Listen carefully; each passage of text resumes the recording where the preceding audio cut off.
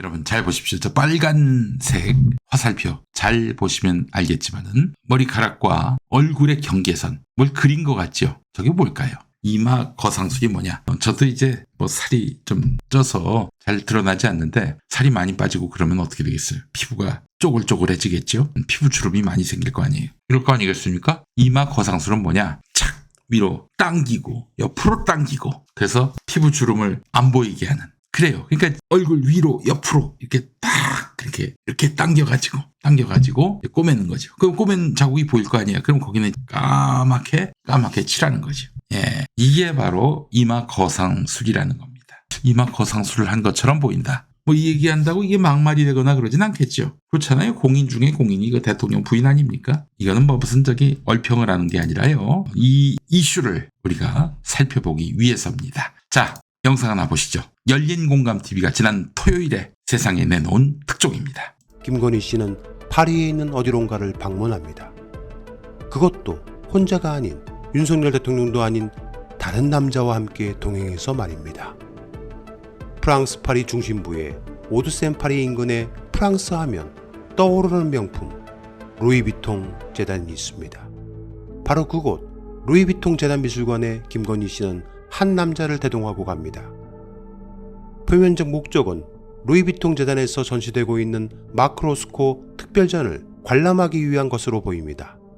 하지만 윤석열 대통령이 전날 폭음으로 골아떨어져 있던 그 시각, 왜 하필이면 한 남자와 함께 나란히 그것도 바로 가까이에 서서 사진을 찍고 전시를 관람했을지는 의문입니다.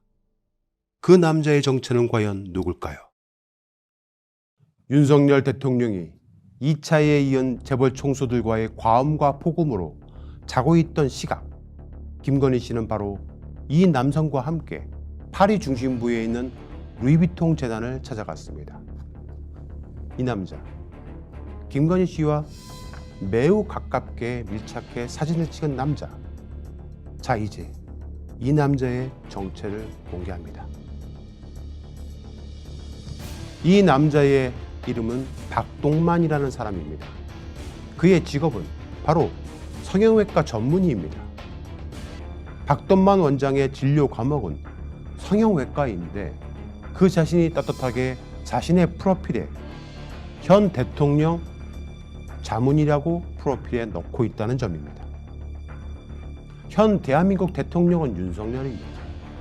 윤석열 대통령이 성형외과 전문의의 자문을 얻을 필요가 있을까요?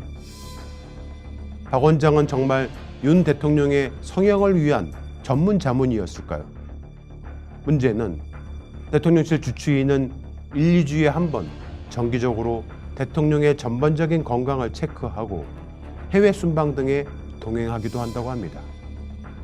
그렇다면 박동만 원장은 자문의의 자격으로 아니면 주치의의 자격으로 도대체 어떤 자격으로 프랑스 순방에 동행하게 된 것일까요? 하지만 지금까지도 박 원장으로부터 어떠한 답도 들을 수 없었습니다. 더욱 충격적인 것은 탐사저널 취재팀이 입수한 정보에 의하면 2023년 11월 25일 루이비통 재단을 방문했던 그날 전시를 관람하던 중 김건희 씨가 알 수 없는 이유로 쓰러졌다는 겁니다. 취재팀은 첩보를 입수하고 해당 사실을 물어보았지만 그에 대한 답도 들을 수 없었습니다. 만약 그날 김건희 씨가 박 원장과 루이비통 재단을 방문하면서 쓰러졌다면 왜 그랬을까? 그 이유가 궁금합니다. 해당 이유에 대한 의혹 질문에도 박 원장은 묵묵부답이었습니다. 네, 열린공감TV가 내놓은 특종입니다. 너무나 충격적인 내용입니다. 이거는 그 빌드업이에요. 예, 다 깐 게 아닙니다. 김건희가 말이죠. 대통령 주치의일 이유가 없는 이 성형외과 전문의를 거의 주치의로 이렇게 지정하고 프랑스에 데리고 갔단 말이죠. 성형외과 전문의가 왜 해외 순방 같이 나갑니까? 해외 순방 가서 무슨 성형을 할 일도 없을 텐데 왜 그럴까요, 여러분? 그 이유가 뭘까요? 이것이 바로 이번 주 토요일에 열린공감TV 경짜장 썰전에서 공개할 내용입니다. 아주 충격적인 내용이 공개됩니다. 힌트! 김건희가 말이죠. 그때 루이비통 기념관인가요? 거기 가가지고 쓰러졌다고 합니다.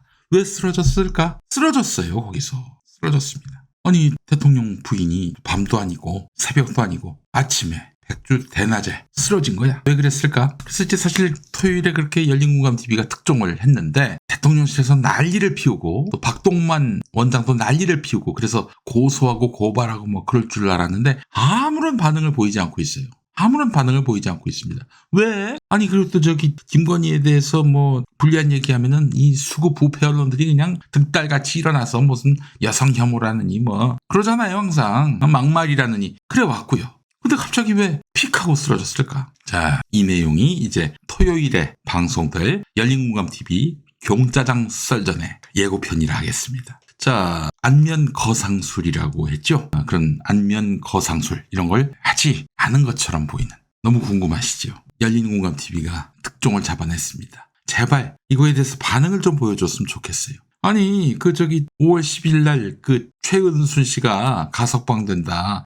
가정부가 그렇게 얘기했는데 아무도 이걸 시비를 걸지 않습니다. 또 아크로비스타에 들어갔던 그런 명품 선물들을 최은순이 그걸 차에다 싣고 나왔다는 거 아니에요? 무슨 대통령 기록관에 보관한 게 아니라. 아무도 이거에 대해서 뭐 보도하지도 않고 또 이제 당사자들은 또 반발하거나 뭐 소송을 걸거나 그러지도 않아요. 왜 그래요? 아니 MBC인가 CBS인가 여사님이라고 표현 안 했다고 뭐 그렇게 징계를 하는 인간들이 이 치명적인 내용을 폭로했는데도 전혀 여기에 반응도 안 하고 있어요. 왜 그럴까? 여러분 자 토요일에 경짜장 썰전 한번 시청해 보시기 바라겠습니다. 대한민국이 아주 엉망진창으로 가고 있다는 걸 또 다시 한번 느끼게 되실 거고요. 아마 그걸 보고도 거리에 안 나오실 분이 있겠는가. 이 완전히 나라가 엉망진창이 돼가고 있는데 뭐 나만 불이익 안 당하면 되지 하면서 사실 분들이 몇이나 있을까 하는 그런 생각을 해봤습니다. 기자들 일 좀 하라 그러는데 이런 레거시 미디어도 아니고 유튜브 미디어에서 했던 특종에 대해서는 철저히 생무시하는 게 요즘 기자들의 행태입니다.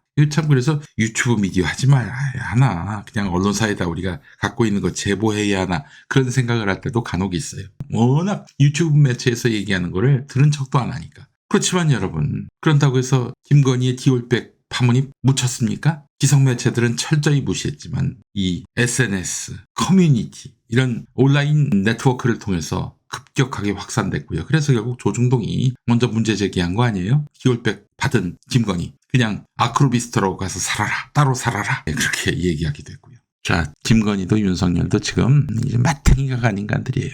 저는 이게 뭐 무슨 윤석열 김건희가 싫어서의 문제가 아니라 이 나라의 존망을 위해서 이들을 타도하자라고 얘기하는 겁니다. 네, 그 얘기를 좀 드리고 싶었습니다. 예, 큰일입니다 정말. 여러분 이대로 올해를 넘기면요 경제 사정도 그렇고요. 어쩌면 최상병 선보다도 경제 때문에 이 정권이 먼저 몰락할지 모르겠습니다. 여러분 그 해외에 김건희 집 많아요. 아마 이들은 절대로 감옥 가는 길을 택하지 않을 것입니다. 박근혜기 때문에 탄핵을 당한 거지. 보세요. 진짜 나쁜 권력자 이승만, 박정희. 박정희는 뭐 죽으려고 죽은 건 아니지만 이승만 도망갔잖아요. 감옥 가지 않고. 감옥 갈 죄를 저질렀는데. 아마 윤석열도 그럴 겁니다. 도망갈 거예요. 지금 해외에 집이 많아요. 네, 그렇게 도망갈 겁니다.